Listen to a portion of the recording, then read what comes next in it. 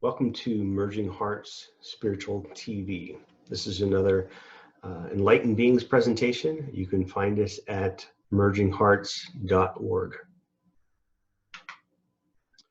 Also, my name is Ron Boyd, and you can find me on Facebook under Mystic Spirit Presentations. This presentation is entitled Return to the Mythic, Hope in a Time of Prophecy. This is originally delivered on 6/26/2016. It's a little introduction here. This was something that really, in a sense, I don't take credit for.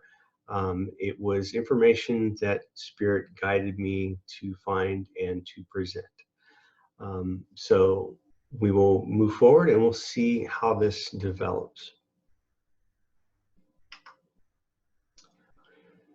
Eternity isn't some later time. Eternity isn't even a long time. Eternity has nothing to do with time. Eternity is that dimension of here and now that all thinking in temporal terms cuts off. The experience of eternity, right here and now, in all things, whether thought of as good or as evil, is the function of life. A quote from Joseph Campbell in The Power of Myth. How do we find, as Joseph Campbell states, eternity now? And I will repeat that phrase. Eternity is that dimension that all thinking in temporal terms cuts off. The temporal world is the world of time. It might best be contrasted with the spiritual world, defined as the search for the sacred, seeking personal growth, blissful experience, or exploring the interior dimensions, the hidden and untapped resources that lie within. In my preparation for writing this presentation, reflecting upon what the true purpose and intent of what I wanted to convey, I kept coming back to the idea of the sacred in every moment, the sacred in daily life, and the sacred in all of living. If we reduce life to its most basic and mundane terms, it can be very dull and matter-of-fact, devoid of any real meaning.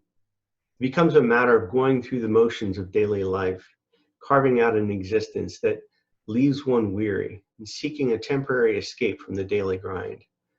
One might have a gnawing sense of the emptiness that lies within and seeks to mask the pain through various means, by any means of escape.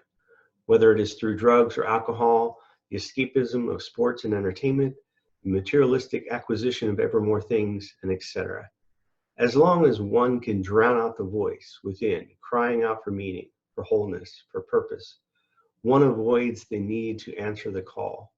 The call that is, as Joseph Campbell would call it, the hero or the heroine's journey. A quote from Buddhist scripture.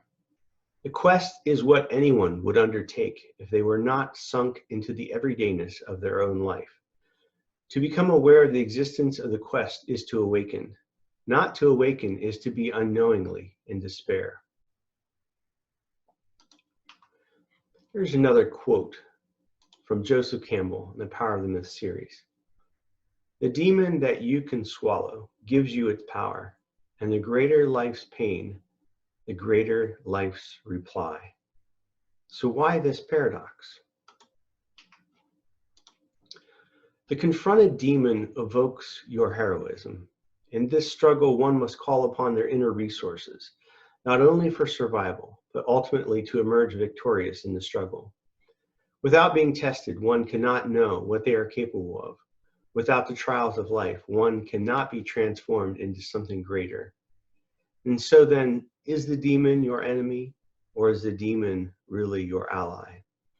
What if the demon is really your teacher, disguised in another form? Here's an excerpt from the book, The Deep Teachings of Merlin. The bird fights its way out of the egg. The egg is the world. Wishing to be born, it must begin by destroying a world. The key essential element for spiritual growth has always been change.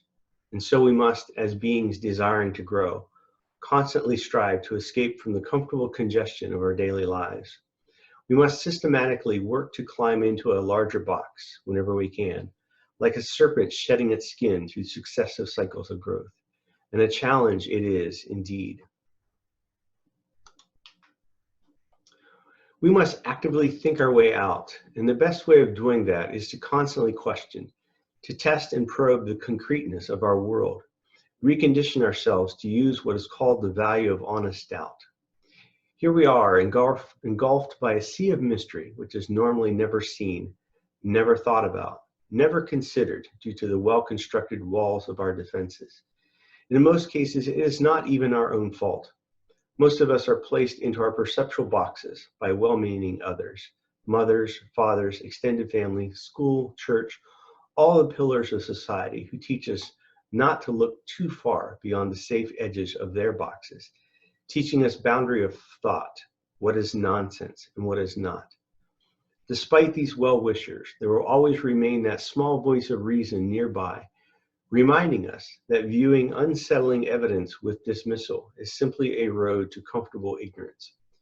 So occasionally, inevitably, fortunately, something like the hand of destiny eventually crosses our path, as if to remind us that there just might be something significant, something greater, more soul-satisfying, just a step beyond where we hang our hat. At this point, however, it is common for the normal world to step back up to the bat, reassuring us of the rightness of tradition, tempting us to fall into our comfortable routines. Sir Isaac Newton, one of the greatest minds in history, said, "I do not know what I may appear to the world, but to myself I seem to have been merely a boy playing on the seashore, diverting myself in now and then, discovering some smoother pebble or prettier shell than ordinary, while the great ocean of truth lay yet undiscovered before me."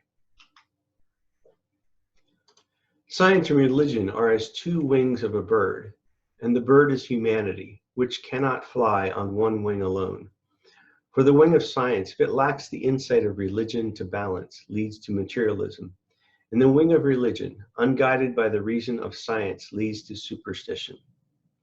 Western science has never been able to accommodate the life of the spirit because it cannot measure it, cannot contain it, it cannot reproduce it, and it cannot dominate it.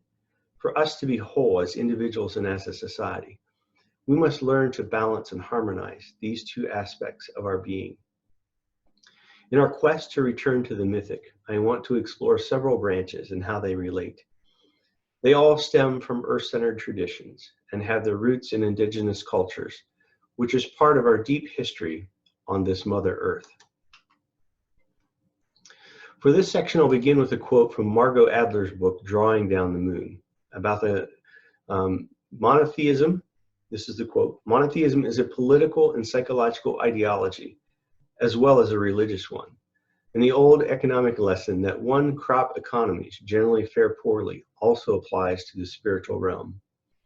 This is to be contrasted with many whose sources of spirituality are varied and deeply personal ones, rooted in their own experience of myth and magic. Monotheism has been a useful tool for the patriarchal nation state. By suppressing the goddess, along with it the suppression of feminine wisdom and power, is continued unabated in a state of perpetual conquest, ultimately pushing humanity ever closer to the brink of extinction." We need to work at honoring and restoring the divine feminine to its rightful place, helping to restore balance to a lopsided spiritual and religious paradigm. In this new paradigm, which isn't really new at all, and is in fact quite ancient, we restore the priestesses to their rightful place as teachers, healers, nurturers, and repositories of their own form of wisdom. Our mode of consciousness must shift.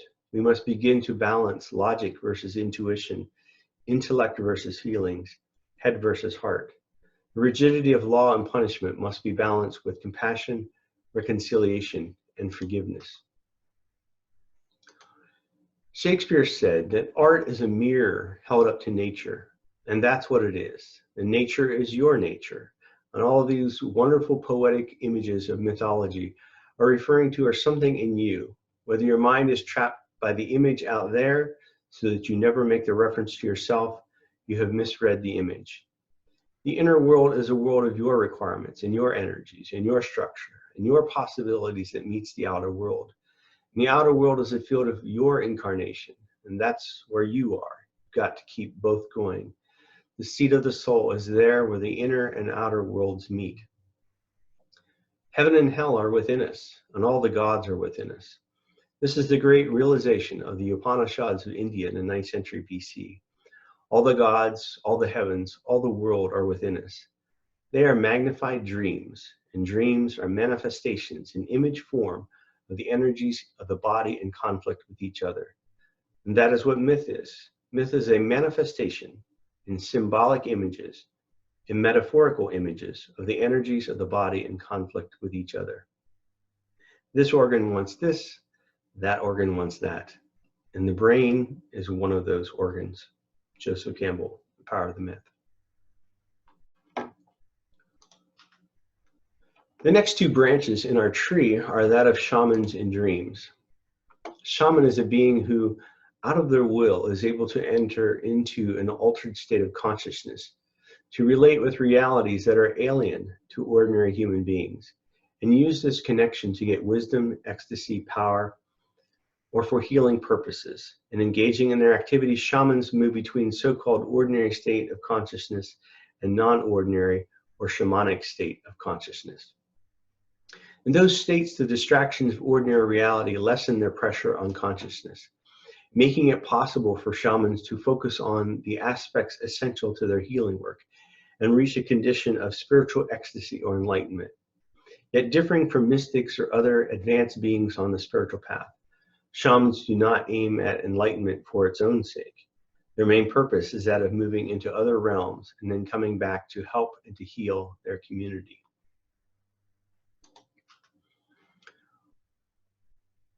Dreaming is waking up to sources of guidance, healing, and creativity beyond the reach of the everyday mind. Healing is what happens when we move beyond suffering into myth. These are the words of Robert Moss, who talks about conscious dreaming. Dreaming is waking up. Dreaming is waking up to a deeper order of reality. We must awaken to the meaningful coincidences and synchronicities in life. And when we go there, we can recover meaning and purpose. One must seek to remember your fundamental purpose in life by waking up to the world behind the world. All true knowledge is remembering the knowledge which belonged to us on the level of soul and spirit before we came into the body in this world. We each come into this world to be part of the process of the creation and recreation of the world. The dream world is a place outside of time. Dreams can show us the future. They can give us knowledge of what will come.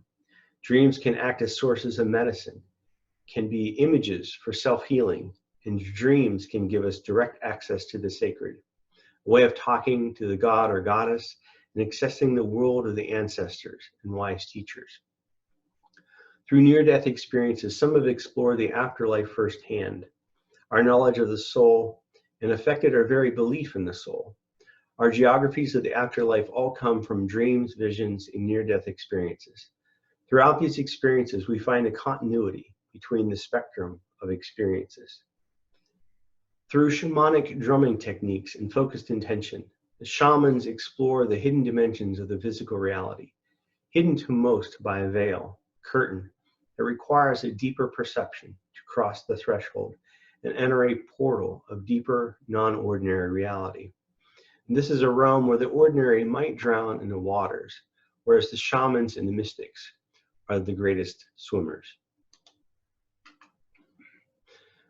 To help awaken your own mythic journey, I want to give you an assignment. I want you to try to discover your totem animal. And perhaps you already know what it is. And even if you do already know it, then I want you to search out its meaning and ask what lessons and understanding it is trying to convey. And as a part of your search, it is likely you will uncover other bits of knowledge and interest. And I want you to continue to follow those breadcrumbs and see where they lead you. Quite likely, very soon, you will find yourself in unexplored and unfamiliar territory, and you will begin to awaken to your true quest and begin to find your true self. Listen to your inner voice, the intuition that lies deep within. It will serve you well if you heed its call. To help you understand, a totem is a spirit being, sacred object, or symbol of a tribe, clan, family, or individual. Native American tradition provides that each individual is connected with different animals that will accompany each person through life, acting as guides. Different animal guides, also called spirit guides and/or power animals, come in and out of our lives, depending on the direction that we are headed and the tasks that need to be completed along our journey. Native beliefs further explain that a totem animal is one that is with you for life, both in the physical and spiritual world. Though people may identify with different animal guides throughout their lifetimes, it is this one totem animal that acts as the main guardian spirit. With this one animal, a connection is shared either through interest in the animal, characteristics, dreams, or other interaction. The animal guide offers power and wisdom to the individual when they communicate with it, conveying their respect and trust. This does not necessarily mean that you actually pet or spend time with this animal, more that you are open to learning its lessons. For some, knowing what is their totem animal is almost an innate process. It's as if they've always known, inexplicably drawn to the animal or having a special feeling for the animal's energy. For others, they wonder how to tell what their animal totem is. And here are some questions that you can ask yourself if you're wondering what your animal totem is. Have you ever felt drawn to one animal or another without being able to explain why? This could be any type of living creature, including birds and insects. Does a certain kind of animal consistently appear in your life? And this doesn't necessarily have to be a physical appearance. It could be represented in other ways, such as receiving cards and letters with the same animal pictured over and over, unexplainable dreams of a particular animal, watching television and seeing the same animal featured time and time again, or actually having the animal show up. When you go to the zoo, park, wildlife area, or forest, what are you most interested in seeing? Are there any animals that you find to be extremely frightening or intriguing? Is there a particular animal that you see frequently when you're out in nature? Have you ever been bitten or attacked by an animal? Have you ever had a recurring dream about a certain animal or a dream from childhood that you have never been able to forget? Are you drawn to figurines or paintings of a specific animal? If you still need more help, ask the universe for a dream or a vision to see if anything comes up. Also, ask the animal to show itself to you and pay attention to what you begin to see from all sources, television, books, billboards. It doesn't have to be the actual animal. Does one animal begin to appear more frequently? One thing to remember is that you cannot choose your totem spirit. Rather, it chooses or has already chosen you. Spirit chooses you and they decide to whom they will reveal themselves. Much of the process of identifying your spirit animal is paying attention to both your past and your present. It is a process of developing your inner knowledge and spiritual understanding. As I prepared this presentation, it took me in some unexpected directions, and even its origin felt in some way orchestrated in a manner beyond my control. To me, it seemed as though things were coalescing all around me, and all of its components magically appeared as they needed them. It has been communicated to me that I must speak my truth, and if I do not speak my truth, then it follows that I am not walking my true path. As I studied the shamans and looked to the knowledge of indigenous cultures, I found a common theme, a common thread, and a common prophecy relevant to our times that so many of them seem to share. I will share a condensed version of one of them that I think encapsulates quite well the general meaning of all of them. This is from the Apache and is called Returning to Spirit and Sacred Law. The fifth world of peace is birthing. The Apache say that we are now in the midst of transition. As always happens before there is a birth, there is labor. The birth of the fifth world of peace means transition and effort. As the fifth world comes, there will be growing pains. but there has been planted in our world a seed that is growing. The efforts to nurture the seed have been successful. The prophecies have foretold of this time. It is happening even as I say these words. There are many big changes happening. There have been breakups and there have been upheavals. There is what many consider darkness and difficulty.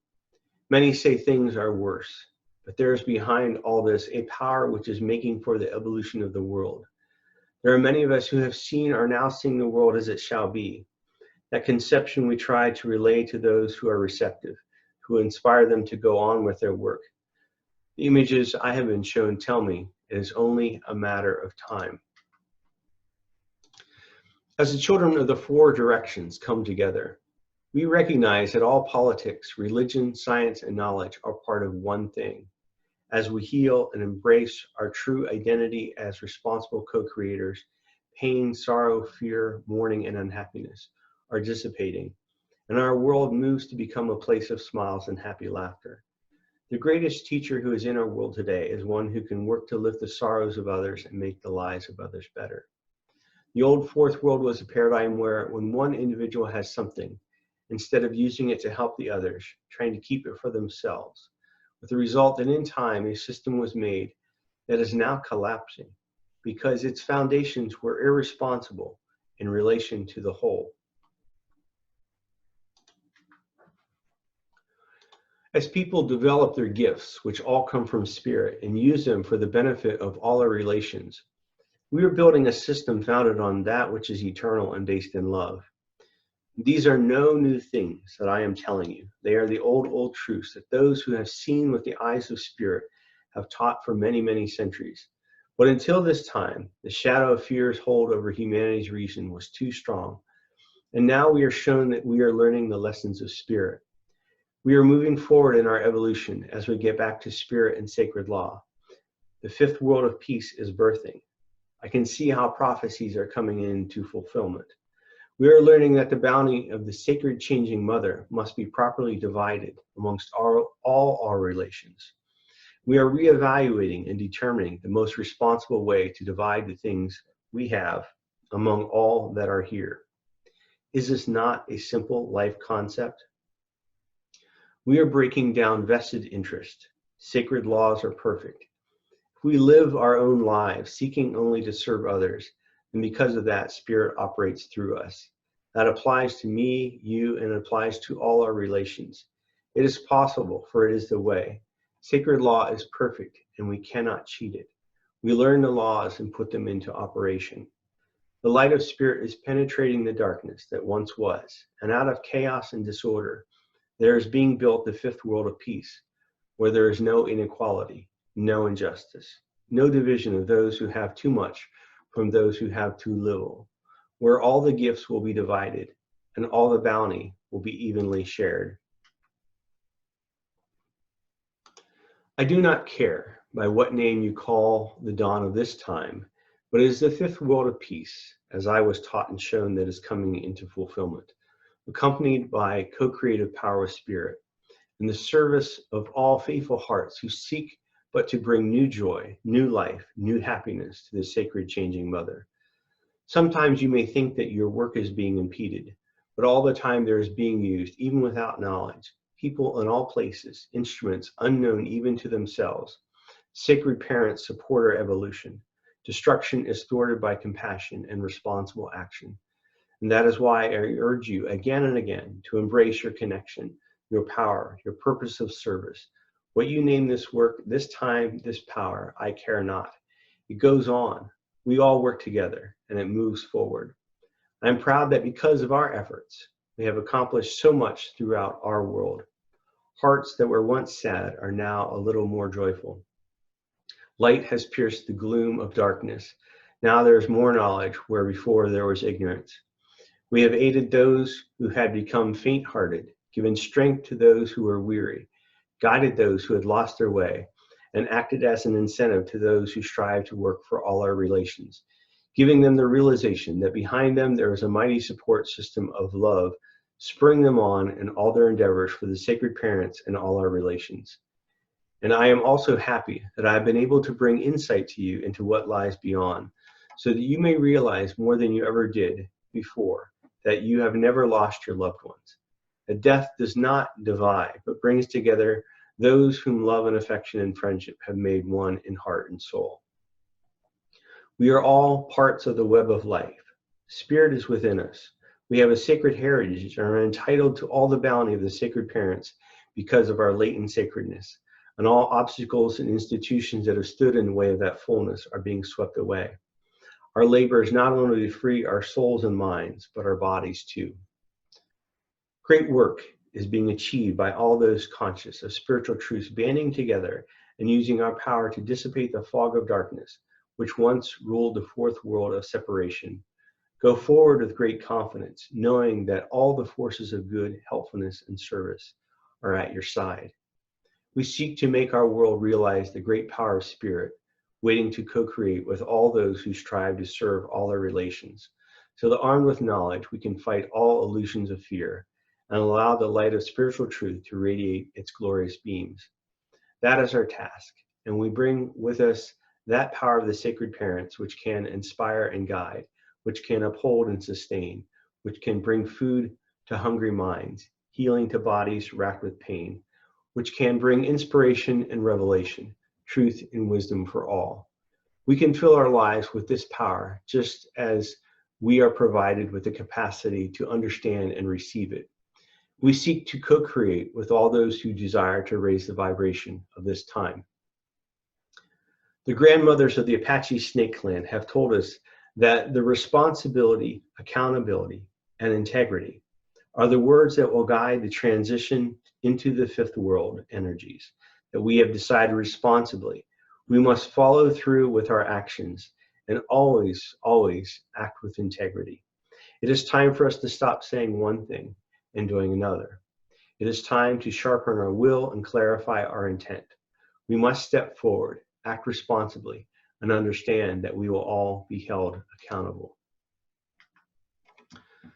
Thank you for watching this presentation by Mystic Spirit Presentations. Also, in relationship to Merging Hearts, you can donate on our website. If you go to merginghearts.org, there's a donate option there. There are options to either make a one-time donation, or if you like, you can set up a monthly donation there as well if you want to be a sustaining member or someone who's supporting us if you appreciate the work that we do. Also, we'd just like to give you what is the Merging Hearts mission and vision statement. It is, first of all, a welcoming community, and they offer opportunities to enrich the mind, to nurture the body, and awaken the spirit. Merging Hearts Spiritual Center exists to help people discover, nurture, and expand their own sacred uniqueness and to connect them with resources to help them to do that. They do this by providing an open venue for spiritual exploration and discussion, educational opportunities, community spiritual practices, and connections to various resources such as books, movies, speakers, healers, and other spiritual circles. So thanks for watching this episode of Merging Hearts Spiritual TV. Hope you watch for us. You can find us on Facebook. We do have a website as well. So we hope to see you back here in the future. Thank you for watching.